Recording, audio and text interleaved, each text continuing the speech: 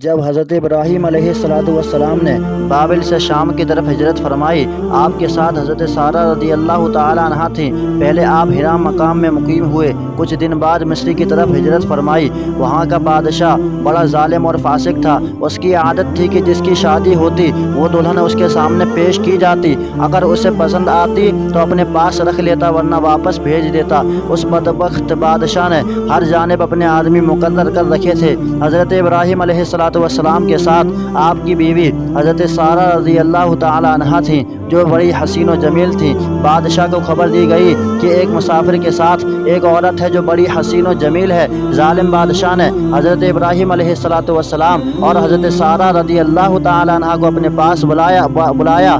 ظالم بادشاہ حضرت سارہ رضی اللہ تعالی عنہا کو دیکھتے ہی آپ پر فریفتہ ہو گیا۔ حضرت ابراہیم علیہ السلام کو باہر رہنے دیا اور حضرت سارہ رضی اللہ تعالی عنہا کو بند کمرے میں لے گیا۔ اللہ تبارک و تعالیٰ نے کمرے کی در و دیوار کو حضرت ابراہیم علیہ السلام کے لیے شیشے کی طرح کر دیا کہ آپ کو کمرے کے اندر کے سارے حالات نظر آتے رہے۔ جب ظالم بادشاہ نے خیال فاسد سے، برے خیال سے اپنا ہاتھ حضرت سارہ رضی اللہ تعالی عنہا کی طرف بڑھانا چاہا تو اس کا ہاتھ خشک ہو گیا۔ ظالم بادشاہ توبہ کرنے لگا اور مجبور ہو کر آپ سے معافی مانگی اور آپ سے دعا کی درخواست کی۔ آپ نے دعا فرمائی تو اس کا ہاتھ ٹھیک ہو گیا۔ پھر شیطان نے وسوسہ ڈالا اور آپ کی طرف اس ظالم بادشاہ نے ہاتھ بڑھانا چاہا تو پھر دوبارہ اس کا ہاتھ خشک ہو گیا۔ اسی طرح جب اس کی نیت خراب ہوتی اور آپ کی طرف ہاتھ بڑھاتا تو اس کا ہاتھ خشک ہو جاتا۔ ظالم بادشاہ کہنے لگا کہ میرے لیے دعا کرو اور میں معافی مانگتا ہوں کہ کبھی بھی بری نیت نہیں کروں گا اور آپ کو کوئی تکلیف نہ دوں گا۔ آپ نے دعا کی تو اس کا ہاتھ ٹھیک ہو گیا۔ یہ سارا واقعہ حضرت ابراہیم علیہ السلام کمرے سے باہر ملاحظہ فرما رہے تھے۔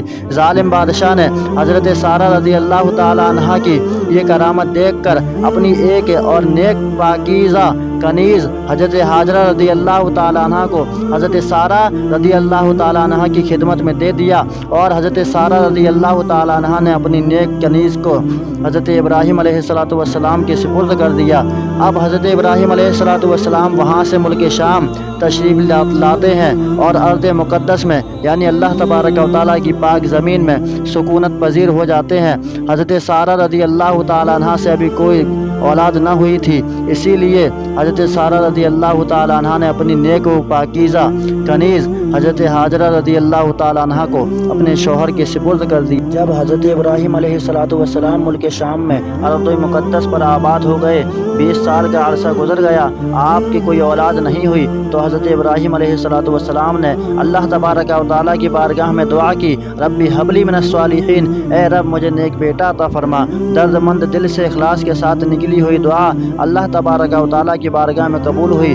چنانچہ حضرت ابراہیم علیہ السلام کے بڑھاپے میں آپ کی بیوی حضرت حاجرہ رضی اللہ تعالی عنہا کے بطن پاک سے حضرت اسماعیل علیہ السلام پیدا ہوئے، جن کو جد امجد حضرت محمد مصطفیٰ صلی اللہ تعالی علیہ وسلم اور ذبیح اللہ کے مبارک لقب سے یاد کیا جاتا ہے۔ ظاہر سی بات ہے کہ جو بچہ بڑھاپے میں اور بڑی دعاؤں اور التجاؤں کے بعد پیدا ہوا ہوگا وہ بچہ ماں باپ کو کتنا عزیز اور کتنا پیارا ہوگا۔ حضرت حاجرہ رضی اللہ تعالی عنہا اپنے پیارے بیٹے حضرت اسماعیل علیہ السلام کو اپنی گود میں بٹھاتی اور پیار کرتی تو حضرت سارہ رضی اللہ تعالی عنہا اپنی گود کو خالی دیکھ کر رشک کرنے لگیں۔ اسی وجہ سے آپ نے حضرت ابراہیم علیہ السلام سے عرض کیا کہ آپ حضرت حاجرہ رضی اللہ تعالی عنہا اور ان کے بیٹے حضرت اسماعیل علیہ السلام کو یہاں سے کہیں دور مقام پر چھوڑ آئیں۔ اصل میں یہ راز و حکمت ہے شہر مکہ کے وجود میں آنے کا، اللہ تبارک و تعالیٰ کے گھر کعبہ معظمہ کی تعمیر کا۔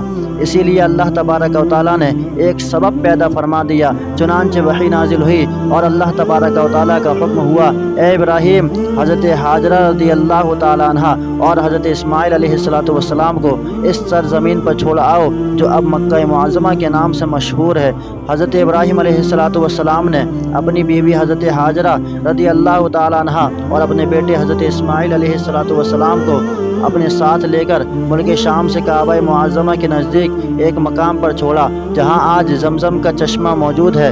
یہاں اس وقت نہ کوئی آبادی تھی، نہ کوئی چشمہ، نہ سائے دار درخت تھا۔ حضرت ابراہیم علیہ السلام نے اپنی نیک بخت بیوی حضرت حاجرہ رضی اللہ تعالی عنہا کو एक तोशेदान खजूरों का और एक बर्तन पानी का देकर वापस तशरीफ़ लाने लगे तो हज़रत हाजरा रज़ी अल्लाह ताला अन्हा ने आवाज़ दी और अर्ज़ की, ए मेरे सरताज, ए मेरे शोहर, ए हज़रत इब्राहीम, आप कहाँ तशरीफ़ ले जा रहे हैं? हमें इस वादी में अकेले और तन्हा छोड़कर, जिसमें न कोई इंसान है और न कोई और दूसरी चीज़। आपने कोई जवाब न दिया और ना ही तवज्जो फरमाई।